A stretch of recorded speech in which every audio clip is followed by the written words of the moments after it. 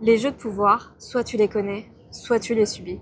Et en fait, quand tu es embrigadé dans ces jeux de pouvoir, il va être vraiment important de réussir à les détecter et à savoir en fait ce que tu peux dire, ce que tu peux faire, la manière dont tu peux te comporter pour que toi aussi tu puisses réussir à tirer ton épingle du jeu. Et en fait, les narcissiques, ils sont, on va dire, des experts dans ces fameux jeux de pouvoir pour réussir à prendre l'ascendant sur quelqu'un d'autre. Une fois que tu as réussi à comprendre un petit peu les 2-3 techniques qu'ils vont appliquer, il n'y en a pas un milliard. Une fois que tu réussis à comprendre ces techniques-là, tu vas pouvoir t'en protéger en fait. Tu vas pouvoir t'en protéger parce que tu sauras ce qui se passe, tu sauras ce qui est en train de se jouer et tu pourras décider d'agir autrement que la manière dont tu souhaites t'amener à agir, à réagir et à te comporter en fait. Et c'est pour ça qu'aujourd'hui je vais te partager une technique qui va être utilisée par les narcissiques et un exemple parfait. C'était un exemple qu'on peut trouver dans la série L'incroyable famille Kardashian. Alors en fait, la force de ces séries-là, on peut se dire « Ah, c'est de la télé-réalité », donc alors que pas du tout. En fait, c'est à moitié basé sur la télé-réalité, à moitié basé sur quelque chose qui est scripté. Donc en fait, on peut voir les réactions des membres de cette famille-là en live en fait. Alors peut-être pas en live, mais on peut voir les réactions réelles des membres de la famille. C'est ça qui rend ça d'autant plus intéressant parce que ce sont des situations qui peuvent se passer dans ton quotidien en fait. Et une fois que tu arrives à lire dans des situations comme ça, tu pourras le lire dans ton quotidien. Et c'est beaucoup plus simple de pouvoir voir des exemples d'abord, on va dire, où tu es neutre en fait face à la situation avant de réussir à l'appliquer dans ta vie à toi où bah voilà, il va y avoir tes émotions qui vont être là ou ça, tu peux être peut-être un petit peu chamboulé. Alors la tactique qui va être employée, elle est basée sur la dévalorisation. Et l'extrait qui est parfait pour te présenter ça, ça va être quand Kim décide d'aller faire sa campagne marketing de sa nouvelle collection de vêtements au Japon. Le Japon, c'est un pays, ça peut faire rêver, etc. Elle avait déjà fait une campagne auparavant où elle sortait dans la rue et elle se faisait prendre en photo par des paparazzis. Et en fait, toutes les photos étaient diffusées sur les réseaux sociaux, et ce qui lui permettait de promouvoir sa collection. Le fait est qu'en fait, sa collection est très basée sur un style très cycliste en fait, avec des leggings, un style un peu sport en fait, avec des doudounes, enfin des vestes, des couleurs qui sont très sobres, plutôt kaki noir, etc. Et en fait, dans cet extrait-là, tu as ces sœurs en contraste qui vont complètement s'imprégner de la culture japonaise et qui vont tenter, oser des tenues qui sont beaucoup plus dans l'ambiance de style traditionnel japonais, qui sont très originales également. Ce qui fait qu'en comparaison, les tenues de Kim, elles paraissent, voilà, ça met pas en valeur les tenues de Kim, alors que c'était son objectif à elle. Et donc, pour rétablir la situation, Kim, ce qu'elle va faire, c'est qu'elle va recadrer ses sœurs, elle va notamment recadrer sa sœur Courtney. Courtney qui avait des tenues qui étaient absolument incroyables, hein, était absolument magnifique et divine. Hein. Et comment est-ce qu'elle va faire ça? C'est ce qu'on voit tout de suite dans cet extrait vidéo. So I gotta be real with you guys. Alors déjà, Kim, ce qui est intéressant, c'est qu'elle va à la confrontation. Et je sais que c'est un axe qui peut être difficile quand on n'a pas l'habitude de faire valoir ses droits, quand on n'a pas l'habitude de faire valoir ses besoins. On peut avoir un petit peu cette peur d'aller voir l'autre, d'aller confronter, alors que vous avez le droit en fait. Vos besoins sont légitimes, vos souhaits sont légitimes, vos rêves sont légitimes en fait.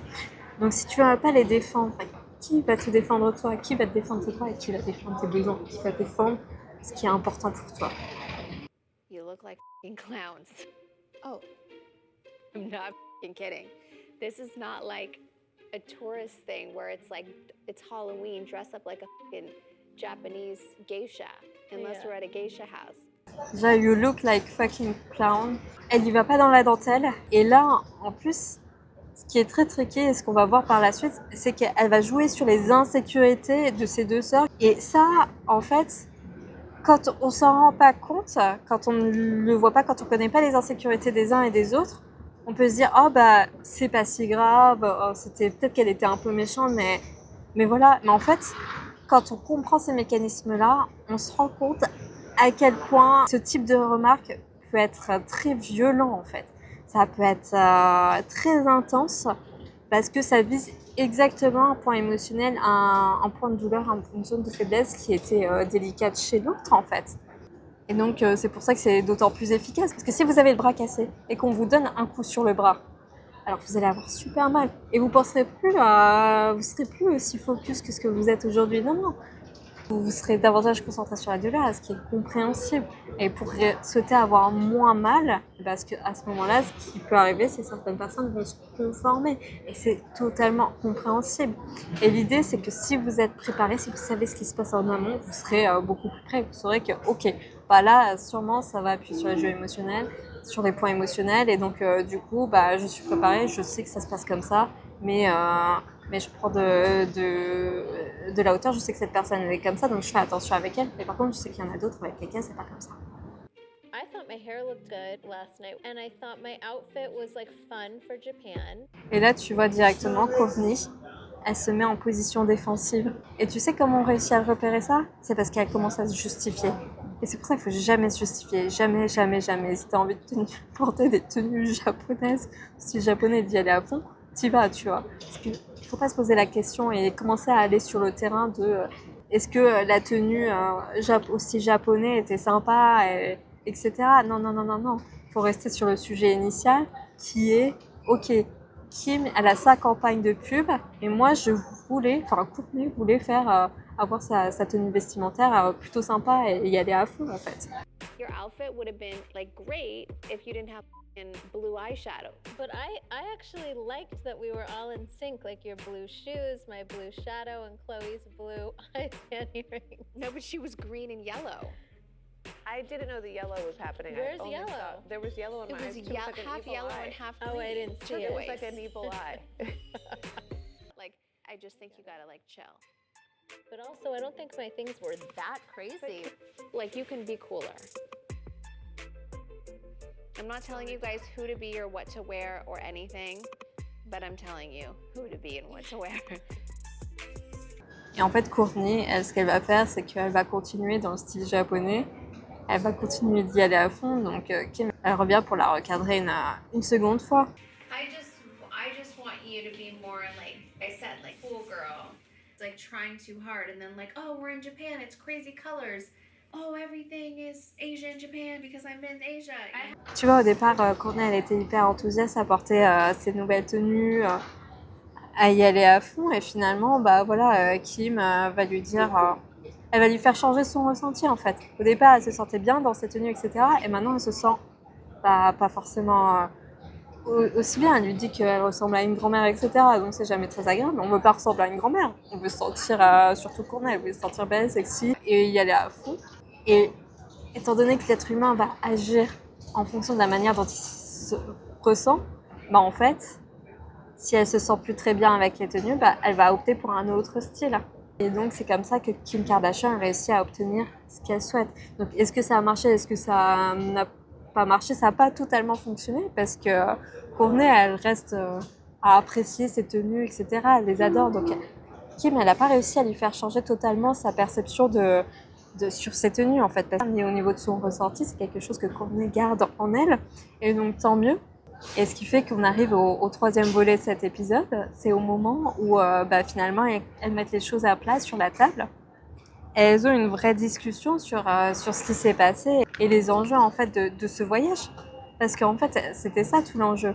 Aujourd'hui, ce type de conflit, quand il va arriver, l'idée c'est pas de dire que Kim Kardashian est mauvaise, etc. Non, non, non, non, non. L'idée c'est que voilà, si tu es amené à travailler avec des gens qui ont ce type de comportement, si tu es amené à les côtoyer, bah sache qu'ils sont comme ça. Mais tu as la possibilité d'aller discuter avec eux et de voir ce qui est important pour eux. En fait, ce qui était important pour Kim, c'était d'avoir une belle campagne, d'avoir des belles photos. Elle a un business derrière, donc il y avait des gens qui travaillaient. Elle avait mentionné qu'il y avait une cinquantaine de personnes qui avaient travaillé. Enfin voilà, puis ça fait partie de sa marque, etc. Donc c'est normal qu'elle avait envie d'avoir un beau shooting et que elle voulait pas que par contrat ce soit éclipsé par ce que ses sœurs pouvaient proposer. Mais en fait, est-ce que c'était une raison pour se comporter comme ça avec ses sœurs? Non, mais si tu sais qu'elle fonctionne comme ça, après ça va être à toi. C'est à toi de voir et de savoir comment est-ce que tu fais pour toi défendre tes intérêts par rapport à ce type de personnes-là. Par exemple, Courtney, elle avait décidé de suivre Kim sur ce voyage-là. Et malheureusement, la priorité du voyage, c'était quand même les photos de Kim Kardashian. Alors que, en fait, pour Courtney, le voyage, c'est davantage vivre le moment présent et puis profiter à fond du Japon et puis profiter pour pour être de l'amour et tenter de nouvelles tenues et de nouveaux styles en fait. Et donc en fait, il y a deux priorités qui sont totalement différentes en fait, entre l'une et entre l'autre. Et c'est ça qui crée des conflits. Et c'est ça qui fait que, bah voilà, après il y a ces jeux de pouvoir où bah, Kim elle va tenter d'un petit peu de dévaloriser Courtney, de dévaloriser ce qui fait que ça la met en danger par rapport à sa campagne de pub. Alors qu'en fait, si elles en avaient discuté, bah peut-être qu'elles auraient pu trouver un quiproquo. Bah ok, là c'est un voyage au Japon, dans ce cadre-là, bah, on va à 100% sur ta campagne de pub, mais après on en fera un prochain où bah, tu pourras en profiter pour faire à 100%, y aller à 100% sur le style vestimentaire. On se met d'accord sur l'objectif en fait du voyage, et c'est comme ça qu'après il peut y avoir des compromis.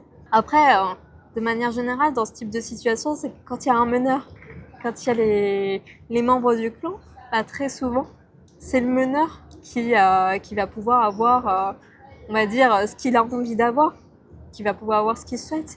Et du coup, ça peut être frustrant en fait. Ça peut engendrer de la frustration et du mécontentement à répétition de voir que bah il y en a toujours un qui obtient ce qu'il veut, le meneur, et puis les autres, bah pas nécessairement en fait. Et donc je peux comprendre que Courtney, elle ait eu aussi ces réactions-là, à continuer à vouloir exprimer qui elle avait envie d'être, ce qu'elle avait envie de faire, parce qu'au bout d'un moment, t'as envie de vivre ta vie en fait. Quand t'es face à ces personnes-là et t'as l'impression d'être tout le temps oppressée, bah au bout d'un moment, ça suffit quoi. Ça suffit de me dire ce que je dois faire, la manière dont je dois me comporter et la manière dont je dois vivre en fait. Laisse-moi tranquille en fait.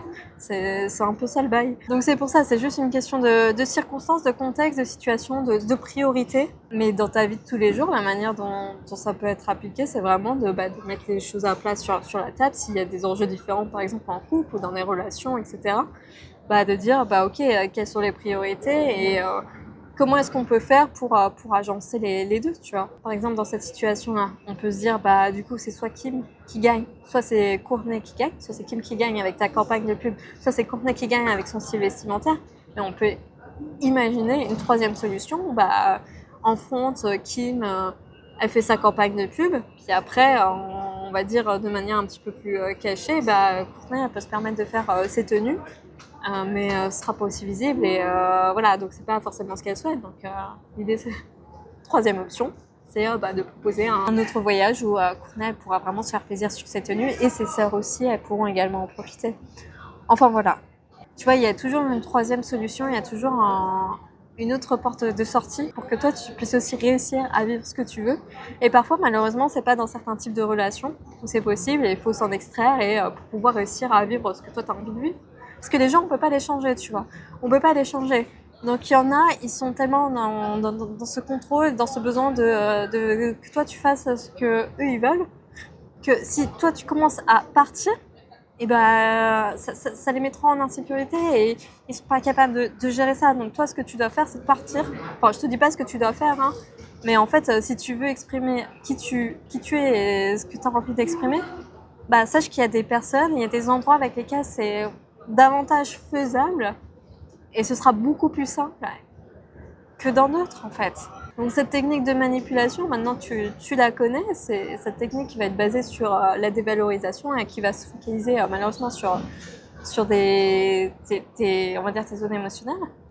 Et donc toi après ça va être savoir de revoir quelles sont tes priorités, ce que tu veux et comment tu fais pour toi répondre à tes besoins et toi faire respecter tes droits. Hein. Parce que ce sont les tiens et si tu as droit à tes besoins, tu as droit à tes rêves. Et s'ils sont là, c'est que c'est pas pour rien en fait.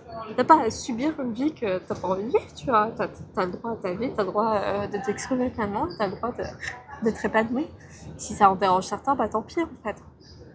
Tant pis.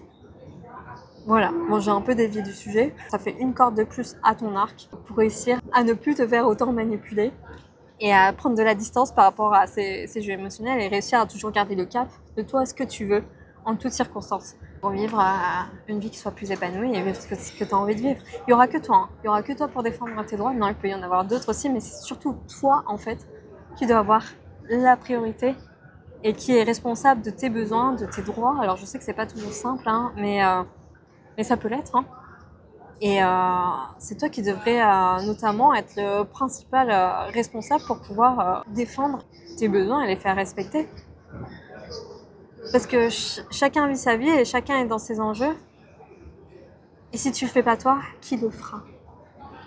Bon, c'était la vidéo du jour, j'espère que ça t'a plu. Si c'est le cas, n'hésite pas à mettre un petit like, à mettre un commentaire en commentaire. Et puis moi, je te dis à très vite dans une prochaine vidéo. Bye!